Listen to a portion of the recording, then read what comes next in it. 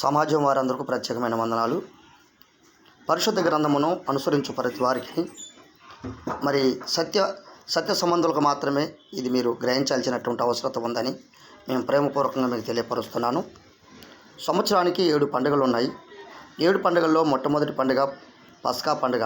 పస్కా పండుగ అంటే పరిశుద్ధ గ్రంథంలో భూమి మీదకి దిగి వచ్చినటువంటి యెహోషువ మెస్సీయ వారు శరీరధారిగా భూమి మీదకి వచ్చినటువంటి ఆ యెహోషువ మెస్సీయ వారి యొక్క లోక పాపం కొరకు మరి ఆయన శరీరము ద్వారా చిందింపబడిన రక్తము ద్వారా మనం విమోచించిన యొక్క ముఖ్యమైనటువంటి పండుగ మొట్టమొదటిది పాప క్షమాపణ నిమిత్తమై మన కొరకు చనిపోయినటువంటి ఆ పండుగే ఈ పండుగ పస్కా పండుగ. ఈ పస్కా పండుగ ఎప్పుడు వస్తుంది అని చూస్తే అబీబు నెలలో ప్రారంభం అవుతుంది. అంటే 15వ తారీఖు. అదే 14వ తారీఖు పస్కా పండుగ, 15వ తారీఖు పులియని రొట్టెల పండుగ.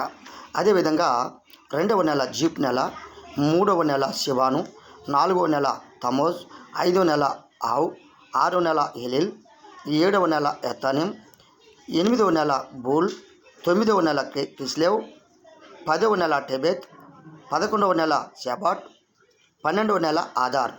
ఈ 12 నెలలకు ప్రత్యేకమైనటువంటి నియమం ఉంది. వాటిని గ్రహించాల్సిన ప్రతి క్రైస్తవుడుకును విశ్వాసులకు ఇది ఖచ్చితంగా మనకు భారంగా ఉంది.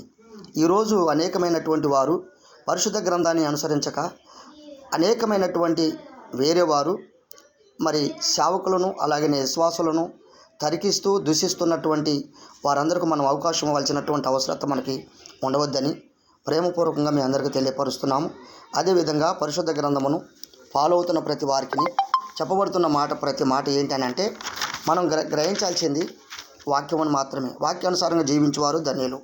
ఇప్పుడు నేను చెప్పినటువంటి మాట ప్రకారంగా మరి ప్రతిదీ కూడా నిర్గమకాండములో మరి మొట్టమొదటి నెలది, అదేవిధంగా 2వ నెల, 3వ నెల, 4వ నెల అట్లా 12 నెలల గురించి బాగా మనకి వివరించబడుతుంది కనుక అందుకొరకు మొట్టమొదటి నెల ఆ నెలే అబీబు నెల 14 సాయంత్రం పస్కా పండుగ కనుక పస్కా పండుగ ఎప్పుడు వస్తుంది, ఎలా వస్తుంది, ఆ పస్కా అంటే ఏంటి అనే దాన్ని గ్రహించి దాన్ని అనుసరించి వారే ముఖ్యులు. అదే కాకుండా విశ్వాస జీవితానికి పెద్దల పరంపర ఆచారాలను అనుసరించడం కాక నిత్యం పరిశుద్ధ గ్రంథాన్ని అనుసరిస్తూ జీవించువారు మాత్రమే వారు పరలోకానికి వారసులుగా ఎంచబడుతున్నారు కనుక తప్పక సబ్బాతును అనుసరించేవారు కానీ అనుసరించినటువంటి వారు కానీ మరి నియమాలను పాటించేవారు కానీ పాటించినటువంటి వారు కానీ ఖచ్చితంగా వాక్య ప్రకారంగా ఫాలో అవుతూ ముందుకు వెళ్ళాల్సినటువంటి ప్రతి వారికి అవసరత ఉందని ప్రేమపూర్వకం మీకు తెలియపరుస్తూ మీ అందరికీ నా ప్రత్యేకమైనటువంటి షాలోం తెలియపరుస్తూ మీ అందరికీ నా వందనాలు.